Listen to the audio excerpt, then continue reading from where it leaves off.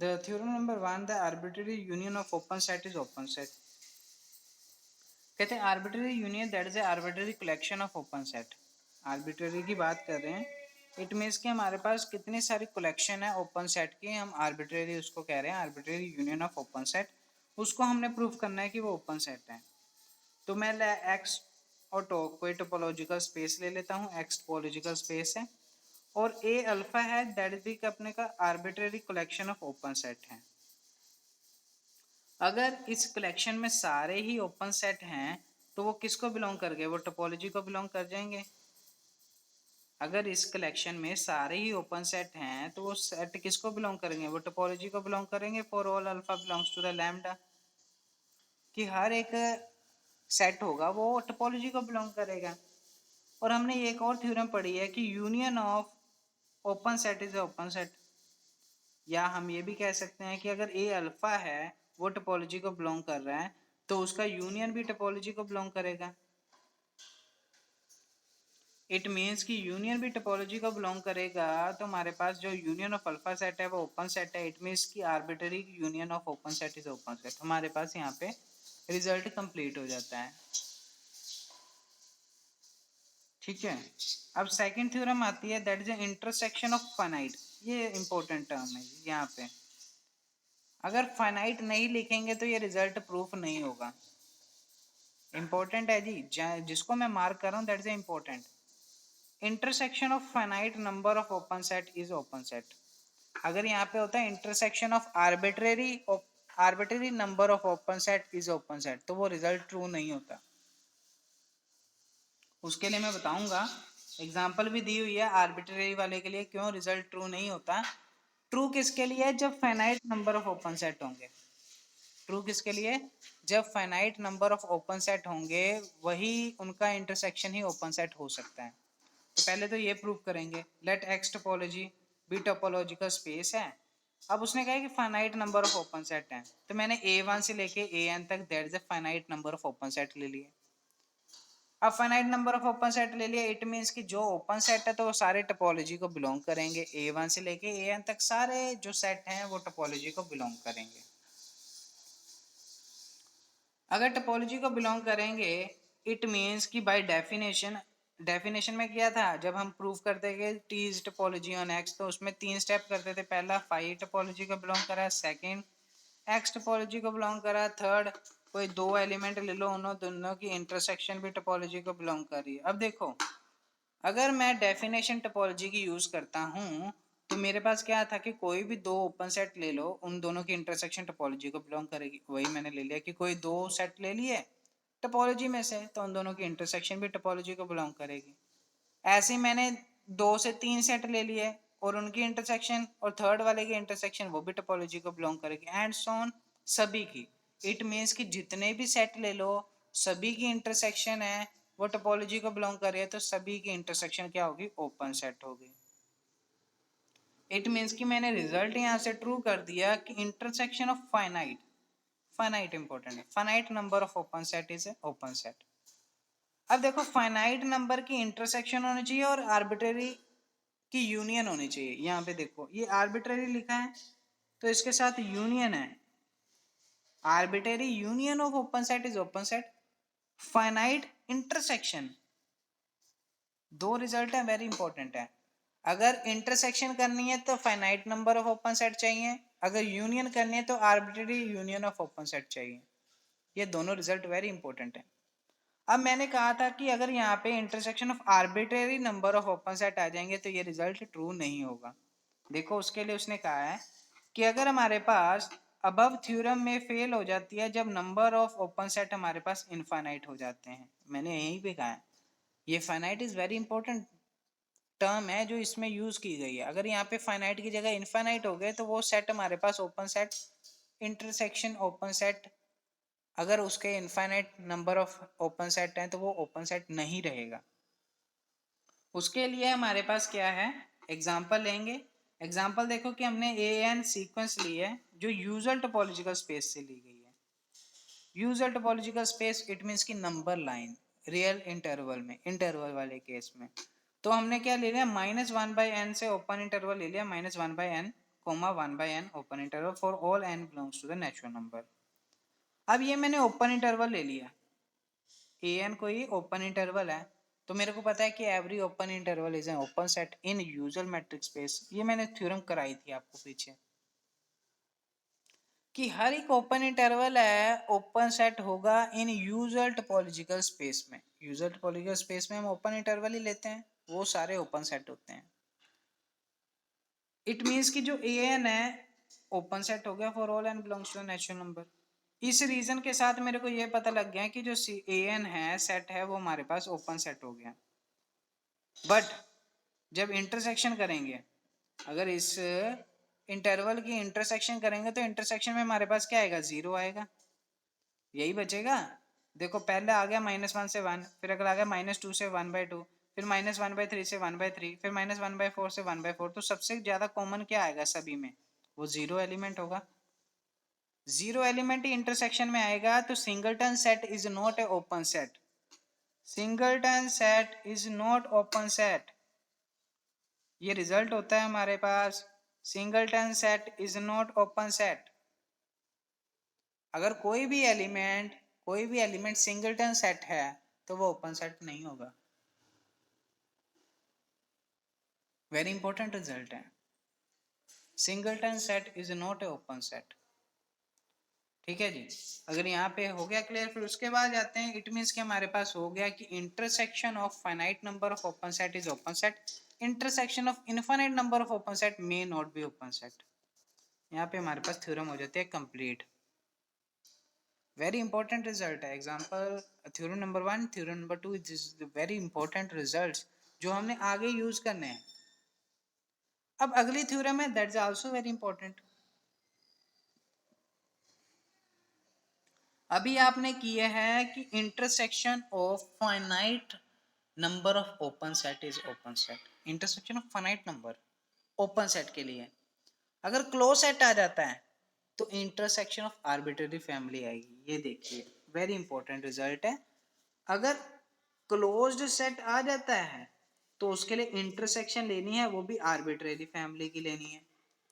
ये 3 टर्म्स हैं, very very important है। अगर इंटरसेक्शन है, ओपन सेट की बात कर रहे हैं, इंटरसेक्शन है तो फाइनाइट नंबर ऑफ इंटरसेक्शन लेंगे। अगर क्लोज्ड सेट है, इंटरसेक्शन की बात करें तो आर्बिट्ररी फैमिली लेंगे, वो क्लोज सेट ही रहेगी। अगर वो क्लोज सेट है, यूनियन की बात कर रहे हैं, तो finite number of close set हमारे पास क्लोज सेट होंगे। अगर ओपन सेट है, यूनियन की बात कर रहे हैं, तो arbitrary family of open set is open set होंगे। दोनों रेसिप्रोकल में है, ये याद रखना, दोनों रेसिप्रोकल में है। ओपन और क्लोज सेट दोनों के लिए रिजल्ट ऑपोजिट होंगे, ये आपने याद रखना है। बाकी सारा सेम है। इंटरसेक्शन आ रही है, क्लोज सेट के लिए आ रही है तो आर्बिट्ररी फैमिली लेंगे। तो एक्स टोपोलॉजी हमारे पास टोपोलॉजिकल स्पेस है, A alpha, alpha belongs to the lambda, हमारे पास arbitrary collection of closed set, उसने क्लोज सेट की बात की है। तो हर एक एलिमेंट इसमें क्या होगा, क्लोज सेट होगा। अगर ये हर एक एलिमेंट क्लोज सेट है तो इसका कॉम्प्लीमेंट क्या होगा, ओपन सेट होगा। अगर कॉम्प्लीमेंट ओपन सेट है तो by the definition of topology तो वो कॉम्प्लीमेंट किसके एलिमेंट में चला जाएगा, वो टोपोलॉजी को बिलोंग करेगा। और टोपोलॉजी को कोई सेट ओपन सेट है, वो टोपोलॉजी को बिलोंग कर रहा है। तो अभी हमने एक थ्योरम नंबर 1 की थी, that is arbitrary union of, नहीं, union of arbitrary family of open set is open set. Reason लिख देंगे, arbitrary union of open set is open set. Reason लिख दिया मैंने, arbitrary union of open set is open set. It means कि open set है, उसका union ले लेंगे, वो टोपोलॉजी में चला जाएगा। इट मीन्स कि यूनियन भी ओपन सेट हो गया। अब यूनियन ओपन सेट है तो इसका कॉम्प्लीमेंट क्या होगा, क्लोज सेट होगा। तुम्हारे पास क्या हो गया, अब देखो ये हमारे पास डी मॉर्गन लॉ आ गया यहाँ पे। ये ध्यान रखना कि डी मॉर्गन लॉ यूज किया हमने यहाँ पे। अगर यूनियन का कॉम्प्लीमेंट लेंगे तो वो इंटरसेक्शन में चेंज हो जाता है। तो हमारे पास क्या होगी, इंटरसेक्शन हमारे पास आर्बिट्ररी फैमिली की वो क्लोज सेट हो जाएगी। तो यहाँ पे थ्योरम हमारे पास क्लियर हो गई। पहला रिजल्ट है क्लोज सेट है, उसका कॉम्प्लीमेंट ओपन है। कॉम्प्लीमेंट ओपन है तो हमारे पास टोपोलॉजी में बुलाने, तो रिजल्ट हमारे पास अभी हमने प्रूव किया, that is arbitrary union of open set, that is open set. हमने लिख दिया, फिर कॉम्प्लीमेंट आ गया, डी मॉर्गन लॉ लगा के हमने intersection of arbitrary family of close set is a close set, ये हमने प्रूफ कर दिया। Theorem number 4 is very also important. This result is so important. The union of finite number of closed set is closed set. कहते कि x topology का space है। अब देखो उसने क्या किया, finite number of close set लेना है, तो मैंने A1 से लेके AN तक finite number of closed set ले लिया। क्लोज्ड सेट है तो इनके सभी के कॉम्प्लीमेंट क्या होंगे, ओपन सेट होंगे। सभी का कॉम्प्लीमेंट ले लिया, ओपन सेट है। तो अभी हमने एक रिजल्ट किया है, intersection of arbitrary family of close set is close set. Intersection of arbitrary family of close set is close set. और साथ में इससे पीछे एक रिजल्ट किया, intersection of finite number of open set is open set, तो वही मैंने यूज किया। थ्योरम नंबर 2 का रिजल्ट है, intersection of finite number of open set, finite number of open set is open. वही रिजल्ट लगाया, इंटरसेक्शन ले ली ओपन सेट की, फाइनाइट नंबर ऑफ एलिमेंट है तो वो ओपन सेट होगा। अगर ये ओपन सेट है तो इसका कॉम्प्लीमेंट क्या होगा, क्लोज्ड होगा। तो कॉम्प्लीमेंट में क्या है, डी मॉर्गन लॉ यूज कर दिया, इसमें फिर से डी मॉर्गन लॉ लगाया है। तो इंटरसेक्शन का यूनियन करेंगे, कॉम्प्लीमेंट करेंगे तो वो यूनियन में चेंज होएगा, तो हमारे पास वो क्लोज सेट बन जाएगा। तो हमारे पास रिजल्ट प्रूफ हो गया कि union of finite number of close set is close set. ये रिजल्ट है, हमने प्रूफ कर दिया। अगर वो कहता है कि यहाँ पे फाइनाइट नंबर ना आए तो क्या रिजल्ट ट्रू होगा, नहीं जी, ये रिजल्ट ट्रू नहीं होगा। The theorem may fail if the number of close set is infinite. अगर close set infinite number of sets हैं तो वो रिजल्ट ट्रू नहीं होगा, ये याद रखना। एग्जाम्पल वेरी इंपॉर्टेंट है, कन्वर्स पार्ट पेपर में आते ही आते हैं और पूछे जाते हैं, is it converse is true और नॉट, अगर not justify your answer. Question ऐसा आएगा कि union of infinite number of close set is a close set, is it true. अगर ट्रू है तो ठीक है, प्रूफ करो, अगर ट्रू नहीं है तो जस्टिफाई योर आंसर। तो इस सेट में हम क्या करेंगे, हमने AN ले लिया, that is a closed interval लिया है in a user topological space. Close set की बात की है तो क्लोज्ड इंटरवल ले लिया जी। और मैंने थ्योरम की थी पीछे यूजर टोपोलॉजिकल स्पेस में, every closed interval is a close set in user topological space. Every closed interval is a closed set in usual topological space. It means कि रिजल्ट हमारे पास जो सेट है वो क्या हो गया, क्लोज्ड सेट हो गया for all n belongs to the natural number. अगर मेरे पास AN क्लोज सेट है तो अभी मैंने एक रिजल्ट किया था, यूनियन ऑफ, यूनियन लगा लें, हाँ यूनियन लगा लो, यूनियन ऑफ क्लोज्ड सेट।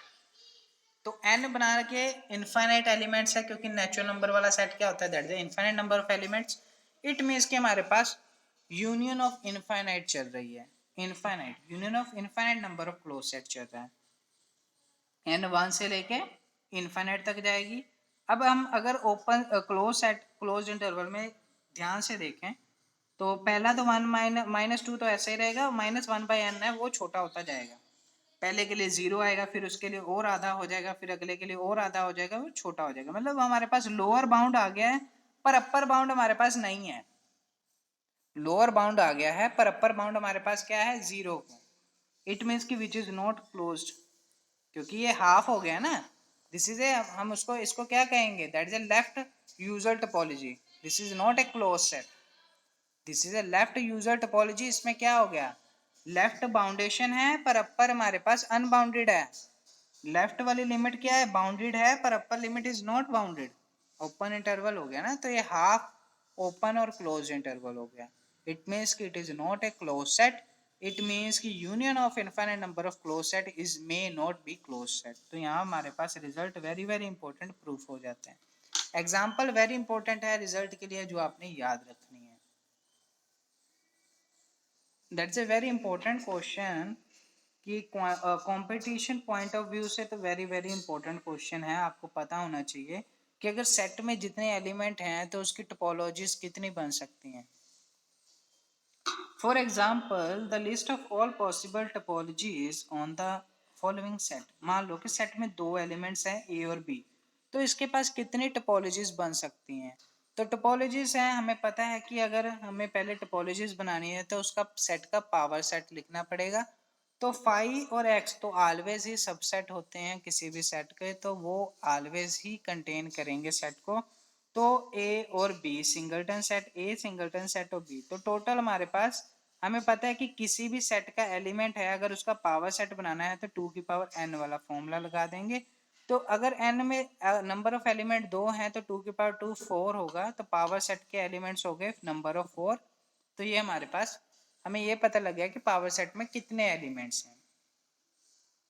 अब आता है कि उस सेट में हमें कैसे पता लगे कौन सी टोपोलॉजीज हैं, कितनी टोपोलॉजीज हैं।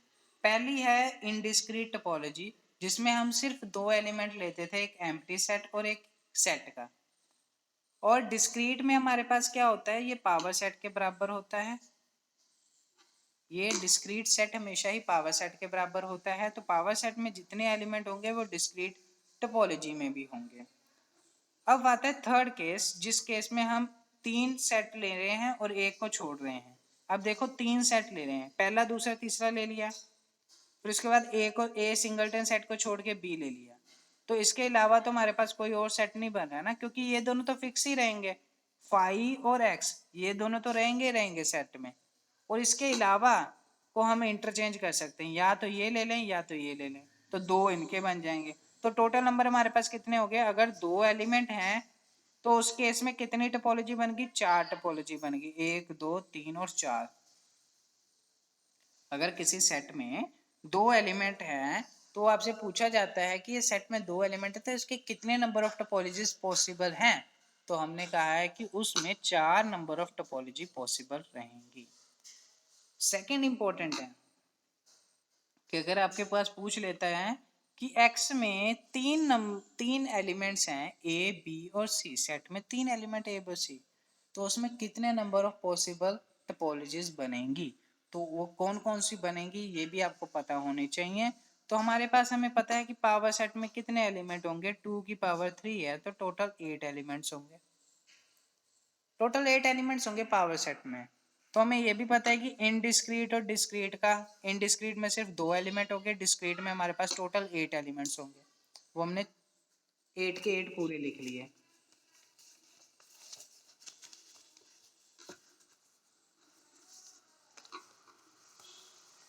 एट के 8 पूरे एलिमेंट्स लिख लिए। हाँ, तो ये हमारे पास आ गया। ये देखिए, सेट में तीन एलिमेंट्स थे, पावर सेट में 8 एलिमेंट्स हैं, 1 2 3 4 5 6 7 और 8। तो मैंने सारे का लिख लिया। पहले क्या आया है, एम्प्टी सेट, फिर आएगा कंप्लीट सेट, फिर आएगा singleton set of A, singleton set of B, singleton set of C, फिर पेयर में आ जाएगा ए बी का, बी ए सी का, फिर बी सी का। ठीक है जी। उसके बाद आते हैं, अब हमने टोपोलॉजीज बनानी है, तो टोपोलॉजीज कैसे कैसे बनेंगे, that is a very important topologies. पहली और दूसरी तो मैंने बता दी, दैट इज इनडिस्क्रीट है, और दूसरी डिस्क्रीट है, वो पावर सेट के बराबर होती है। अब आ जाती है, देखो सभी में दो चीजें तो फिक्स हैं, कौन कौन सी, एक तो एम्प्टी सेट और एक एक्स, ये दो एलिमेंट तो फिक्स रहेंगे सेट में, बाकी आप कैसे भी इंटरचेंज कर सकते हो। पहले आप क्या करोगे, सिंगलटन सिंगलटन होंगे, सिंगल सिंगल वैल्यू लोगे, फाइव और एक्स तो कॉमन है सभी में, पहले ए ले लोगे, वो एक बन गई, फिर बी ले लोगे, फिर सिंगलटन सेट ऑफ सी ले लोगे, अब ये होगी फिर सिंगलटन सेट ऑफ ए। अब देखो सिंगलटन सेट की बात करें तो ये सिंगलटन सेट 3 हो गए, ये सिंगलटन सेट 3 हो गए। अगर आप सिंगल सिंगल की बात कर रहे हो, पहले ए ले लिया सिंगलटन, फिर बी ले लिया, फिर सी ले लिया, फिर सिंगलटन सेट ए बी ले लिया, सिंगलटन सेट ए सी ले लिया, सिंगलटन सेट बी सी ले लिया। अब सिंगल सिंगल की बात आ गई, फिर पेयर में लेने हैं दो दो के, ए ले लिया, ए बी ले लिया, ए ले लिया, ए बी ले लिया, बी ले लिया, ए सी ले लिया। मतलब इसके कितने केस हो गए, इसका इसके साथ हो गया, इसका इसके साथ हो गया, इसका इसके साथ हो गया, इसका इसके साथ हो गया, इसका इसके साथ हो गया, इसका इसके साथ हो गया, सी का इसके साथ हो गया, सी का इसके साथ हो गया, सी का इसके साथ हो गया। तो टोटल हमारे पास 9 बनेंगे। चेक करो, 9 बनते हैं, 1 2 3 4 5 6 7 8 9, 9 बन गए जी। ये 9 टोपोलॉजीज हो गई, ये 9 टोपोलॉजीज हो गई हैं। जिसमें 2-2 के पेयर बने हैं। उसके बाद आते 3-3 के पेयर, तो उसमें क्या होंगे, पहला दूसरा फिर ए बी, दूसरा तीसरा फिर ए बी, पहला और तीसरा फिर ए बी। मतलब कि अगर मैं इन तीनों का पेयर करता हूं तो हमारे पास 3 सेट बनते हैं। देखो ये 3 सेट बन गए, फिर इसके साथ 3 सेट बनेंगे, ए बी के साथ 3 सेट बन गए, फिर बी सी ए सी के साथ 3 सेट बन गए, ठीक है, फिर बी सी के साथ 3 सेट बन जाएंगे। तो ये हमारे पास हो गए 1 2 3 4 5 6, तो टोटल 6 एलिमेंट हो गए। तो ये हमारे पास बन गए। उसके बाद हमारे पास क्या आ गया, 4-4 सेट के, 1 2 3 1 2 3 4। फिर उसके बाद देखो ए और बी ले लिया, A B B C, A B ले लिया, ए बी दोनों को फिक्स कर लिया, ए बी और ए सी, बी सी को चेंज कर दिया ए सी में। फिर बी सी ले लिया, बी सी और ए सी, फिर बी सी सेम रखा, बी सी भी सेम रखा, ए सी को चेंज कर दिया ए बी में। फिर ले लिया A C A singleton set, A singleton set A C और ए सी, फिर ए बी को रखा, बी सी को रखा। देखो जी हमारे पास कंप्लीट सेट बन गया। तो ये हमारे पास टोटल कितनी होगी, 27 टोपोलॉजीज बन गई हैं। और 27 टोपोलॉजीज ये हो गई, और पहली और दूसरी जो इनडिस्क्रीट और डिस्क्रीट है, तो वो मिला के हमारे पास टोटल 29 टोपोलॉजीज बन जाती हैं। तो अब आपको पता लग सकता है कि आप कैसे x के नंबर ऑफ एलिमेंट से आप टोपोलॉजीज निकाल सकते हो कि कितने पॉसिबल टोपोलॉजीज हैं। अगर x में हमारे पास 3 एलिमेंट हैं या 3 एलिमेंट हैं ए बी सी, तो उनमें टोटल पॉसिबल टोपोलॉजीज बनेंगी 29 उस सेट की। तो वही उन्होंने रिमार्क भी दिया है कि कितने नंबर ऑफ एलिमेंट्स पे x के कितनी टोपोलॉजीज बनेगी। अगर 1 है एलिमेंट तो 1 टोपोलॉजी बनेगी, अगर 2 है एलिमेंट तो 4 टोपोलॉजी बनेगी, 3 एलिमेंट है तो 29 बनेगी, 4 है तो 355 बनेगी, 5 है तो 7181, 6 है तो 14807 एंड सोन n की है तो बहुत सारी बनेगी। तो उसने सेकंड पॉइंट भी क्या है कि there is no hard and fast rule for finding out the number of possible topologies. कोई भी ऐसा हार्ड एंड फास्ट रूल नहीं है जिसमें आप निकाल सकते हो number of topologies which may be defined on the empty set x consisting of a particular number of element.